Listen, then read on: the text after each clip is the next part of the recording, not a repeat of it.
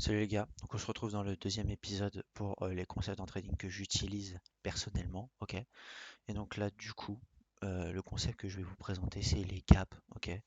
Alors, les gaps ça a beaucoup de noms, pour ceux qui ont déjà regardé des vidéos de trading, je pense que vous avez déjà entendu parler de ça, donc ça a plein de noms, imbalance, zone d'inefficience, fair value gap, etc., etc. Moi j'appelle juste ça des gaps ou des imbalances.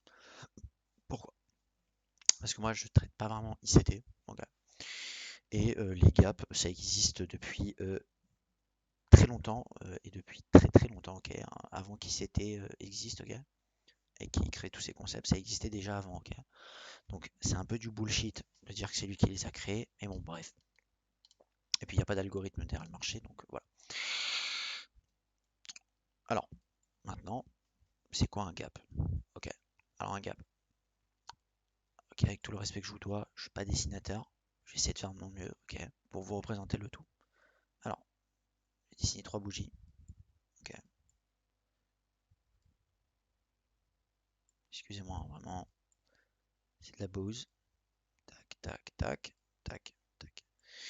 Et donc, le gap, c'est la partie qui se trouve au centre, ok, à la bougie du milieu, ok, à l'intersection entre la bougie du dessus, la bougie du bas et la bougie du dessus, ok, et ça c'est le trou, donc le gap, qui est entre ces deux bougies, ok, qui se situe sur la bougie du milieu. Et donc ça c'est le gap.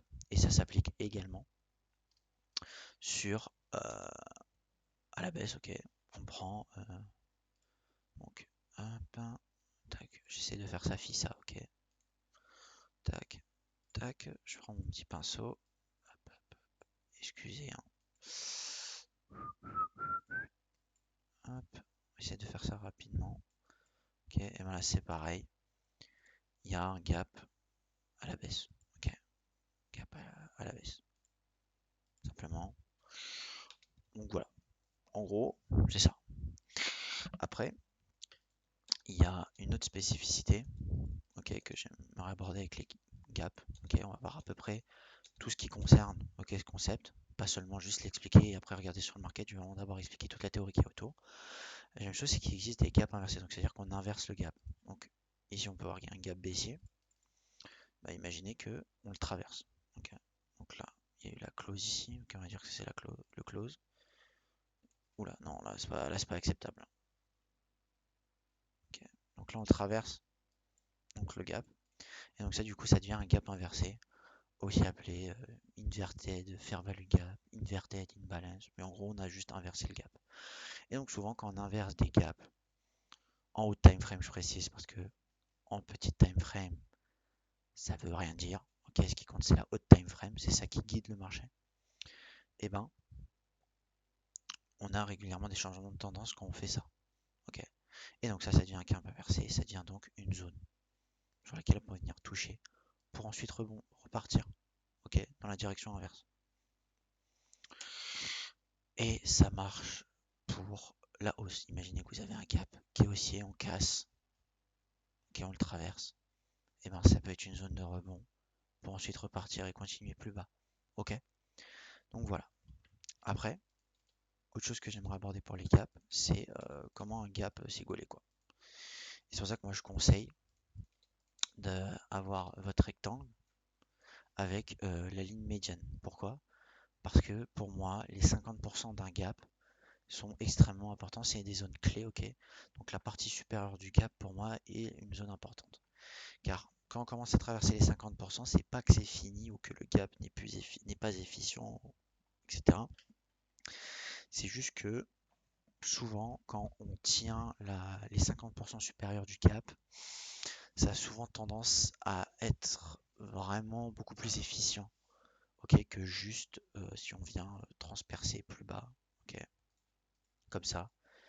Et ensuite après, on part. Ok, moi je préfère souvent qu'on vienne taper juste dans la bande du dessus, tac, et qu'après on parte. Après, c'est pas pour autant que le gap, si on vient chercher ici, il est pas valide, ok, puisque les 50% sont une zone importante dans les gaps. Ok, donc maintenant on va essayer, ce qui est pas compliqué, d'aller reconnaître les gaps haussier, baissier, inversé, à la baisse, à la hausse. Ok. et vous montrer comment les 50% sont efficaces. Donc on est re sur Bitcoin, ok. Bon, vous allez le comprendre, Bitcoin c'est mon actif phare, ok. C'est celui que je préfère trader. Donc on est sur une tendance haussière, ok. Et on va juste regarder, checker où sont des gaps. Donc les gaps, il y en a beaucoup, ok. Il y en a très régulièrement, donc c'est pour ça que c'est un concept que j'utilise souvent, car il marche et il est régulièrement présent, donc il y a pas mal d'entrées à se faire dessus. Donc qu'est-ce qu'on peut constater? On peut voir qu'il y a eu deux gaps, ok, sur cette poussée. Qu'est-ce qui s'est passé? On a traversé les 50%, donc on peut voir que le gap s'est fait transpercer et qu'on a passé à l'ancien gap. Attention, la chose que j'aimerais préciser, parce que oui, il y a beaucoup de nuances, c'est pas parce qu'on traverse ce gap que du coup la tendance s'est inversée, ok? Parce que le plus bas ici et le plus haut ici. Donc ça veut dire que si on veut inverser la tendance, eh ben, il faudrait casser, ok, tout. Donc ça veut dire prendre les deux gaps, ok, pour se dire, il y a quand même une chance que vraiment le marché se retourne, même si on prend en globalité, hein, le bottom il se situe ici, merde, désolé, ici, et le top ici, ok. Donc, pas de panique, c'est pas parce qu'on a traversé ce gap que c'est mort. Donc là, on peut voir que du coup, vu qu'on a traversé ce gap, on est passé au suivant et qu'on a tapé dans la borne supérieure, ok, au-dessus des 50% de ce gap là, et qu'ensuite on est reparti. Voilà, je vais continuer, ainsi de suite, voilà, avec par exemple celui-là, ok. Donc, vous pouvez le constater que oui, il y avait un gap ici, c'est pas pour autant qu'on l'a transpercé, bah du coup la tendance s'est renversée, on est parti à la baisse, ok. Il y en avait un encore en dessous, donc on est venu s'appuyer sur celui-là, voir qu'on l'a traversé, et ensuite, eh ben, on est venu taper dans la borne au-dessus des 50%, et ensuite on est reparti. C'est pour ça que je vous dis que euh, les 50% d'un gap sont très importants, ok. Et pour moi, c'est des zones, une zone vraiment importante à l'intérieur, qui amène souvent à des rebonds percutants, parce qu'on peut voir que là, on a été au-dessus de ces 50% et ensuite on est parti directement à la hausse en flèche. Ok. Alors, maintenant qu'on a vu des gaps aussi, là on peut faire pareil, hein. Pour histoire de clôturer, on va jamais 203. On peut voir qu'il y en a eu un ici et que on a tenu les 50%. Pourquoi? Parce que oui, on est descendu en dessous, mais on a clôturé au-dessus. Ok. Je ferai une vidéo complète sur la lecture des bougies. Ok. J'ai abordé vite fait comment était structurée une bougie dans la bougie précédente, dans la vidéo précédente, excusez-moi, dans la structure de marché. Mais je ferai vraiment une vidéo complète dédiée à la lecture des bougies. Ok. Là, on se concentre sur les gaps. Alors, on va essayer de trouver des gaps baissiers. Ok. Donc, ça va pas être compliqué parce qu'il y en a tout le temps. Super, on va se retrouver sur la tendance la tendance baissière qu'on avait vue lors de la vidéo précédente. Et là, qu'est-ce qui se passe? Alors, on peut voir qu'il y a bien une tendance baissière définie. Donc, si on révise BOS, BOS, etc. Donc, vraiment une tendance bien claire. Et où le prix retrace. Dans le gap juste ici, on tient les 50%, on drop. On crée un BOS, ok. Ici, qu'est-ce qui se passe? On crée un gap, on revient dedans, on swap. Bref, c'est un autre concept, lecture de bougie. Et ensuite, on part à la baisse. Pareil, on a cassé. On revient quoi? Où? Dans un gap. Et ensuite, on baisse. Donc vous voyez que les gaps, c'est quelque chose d'extrêmement efficient si on s'en sert bien et qu'on vient imbriquer ça avec d'autres connaissances, donc avec la structure de marché, lecture de bougie et plein d'autres concepts. Ok, plus complexes, et ben on peut vraiment trouver des opportunités très régulièrement et des bonnes opportunités. Ok, par exemple, on peut voir que si on entrait sur les 50% du gap, donc la zone que je vous dis qui est très importante, hop, si on rentre dessus, on met un stop loss pas abuser au-dessus de l'ancien et que après on target au maximum, même si je vous dis que jamais vous sortez ici, le point le plus bas c'est 3,80 de ratio et on peut dire que vous savez vous sécurisez très aisément 2 de ratio, ok, ce qui est déjà très correct, ok. C'est-à-dire que si vous mettez 1%, vous gagnez 2%, ok. Donc voilà. Ensuite, on va essayer de trouver du coup des inverted, ok, donc des gaps inversés, ok. Et est-ce qu'on a retracé dedans? Et ben là, regardez, on a des gaps. Ok, donc là, ici.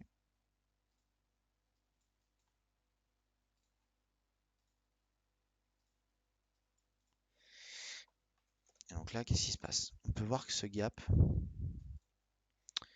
on le traverse totalement. Et du coup, vous vous dites, ok, bah là, du coup, on arrive sur le prochain gap. Et donc, la tendance n'est pas inversée, ok? Donc, voilà, mais on peut voir qu'on a quand même traversé ce gap. Ensuite, on a rebondi dedans et on s'est cassé la gueule. Mais si on regarde le deuxième qui est juste ici, là, pour le coup, on traverse franchement. Et là, qu'est-ce qu'on peut constater? Qu'on a créé un gap ici, ok? Donc là, ça a commencé à être un peu moche, un empilement de gap, ok? Je vais le mettre en rouge, lui, comme ça, on pourra. Voilà. Et donc là, on peut voir qu'on a inversé ce gap là, on a créé un gap juste devant.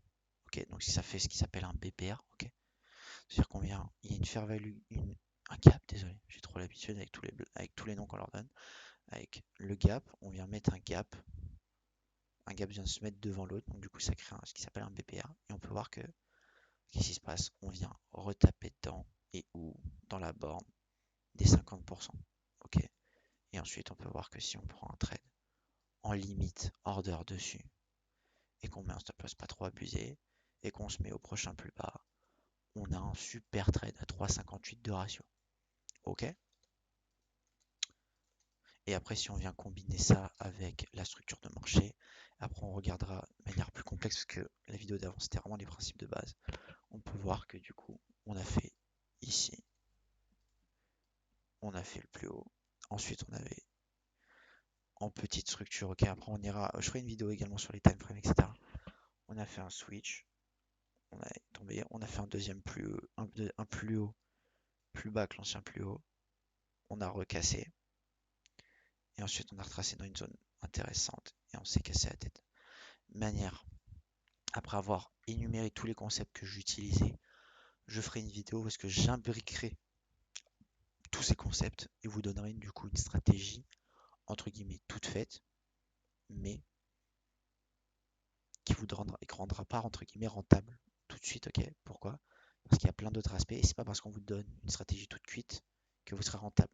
Pourquoi? Parce que vous devez créer votre edge, donc c'est-à-dire votre avantage compétitif par vous-même. Ok, souvent, les personnes qui vous vendent des stratégies toutes faites pour vendre rentable sont souvent des scammers. Ok, parce que le edge est propre à chacun. Ok, chacun son expérience sur les marchés, etc. Ok, bref, on va pas parler plus longtemps de ça. Ok, donc là c'est pareil. Vous voyez qu'on a inversé le gap baissier. Et là, on peut voir que même si oui, ok, il s'est fait traverser, on peut voir que c'est une zone qui a fait effet. Ok, regardez, on vient faire une touche ici, on rebondit, on vient faire une touche ici, on rebondit, on vient faire une touche ici, on rebondit. Donc les gaps, si bien maîtrisés et bien évidemment imbriqués avec d'autres concepts, sont extrêmement puissants. Ok, ils peuvent vraiment vous donner des opportunités extrêmement profitables. Ok, donc si je fais un recap, on fait un résumé de toutes les manières dont un gap peut être travaillé. Donc on a le gap de base haussier. Ok, gap de base haussier.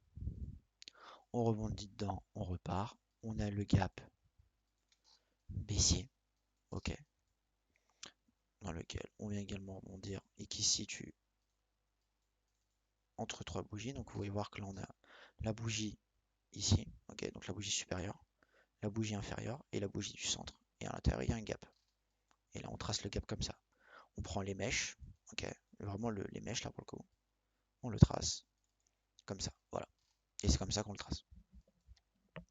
Et ensuite on peut voir que le prix descend. Après il y a ce qui s'appelle les BPR. Donc ça veut dire qu'il y a une fair value gap. Oh là là, un gap, tout simplement, qui vient se faire remplacer par un autre gap en face de lui. Donc là, on peut voir qu'il y a un gap haussier et un gap baissier. Et du coup, on peut voir que sur cet intervalle, les deux gaps, c'est ici. Ok, un BPR, ça se trace pas comme ça. Ok, est-ce qu'on prend la gap en face ou on prend que la gap? Ok, comme ça, on prend juste l'intervalle qui est entre les deux gaps, ok? Où est-ce qu'elles sont en face, ok? Où est-ce qu'elles n'ont pas de vis-à-vis, ok? Là, on peut voir que les corps donnent du vis-à-vis avec cette partie-là, mais là, ici, il n'y a pas de corps, donc il n'y a pas de vis-à-vis. Donc c'est cette partie-là, ok? Et ensuite, il y a, ça va à l'inverse ou à la hausse. Et sinon, il y a les inverted, ok? Donc en fait, un BPR, finalement, c'est une inversion, sauf que là, c'est vraiment collé. Ok, ça veut dire qu'il y a un gap qui remplace un autre gap, et du coup, ça crée un BPR. Mais au final, une inversion, c'est juste que on traverse le gap avec VG ou avec gap ou pas, ok, qu'on crée un gap en face ou pas, juste on la traverse, du coup ça crée une inversion. Donc voilà, donc là du coup c'était comme ça qu'on trace un gap, qu'on reconnaît un gap et qu'on les travaille de différentes manières. On n'oublie pas également la zone des 50% supérieurs qui est une zone clé dans les gaps. Désolé, j'ai répété de nombreuses fois le mot gap, mais en tout cas si la vidéo vous a plu, ok, et ben abonnez-vous, regardez notre Linktree avec tous nos liens, ok, et sinon on se retrouve pour un prochain épisode et pour un nouveau concept. Je vous souhaite de passer une agréable journée ou soirée, ça dépend de l'heure à laquelle vous regardez la vidéo.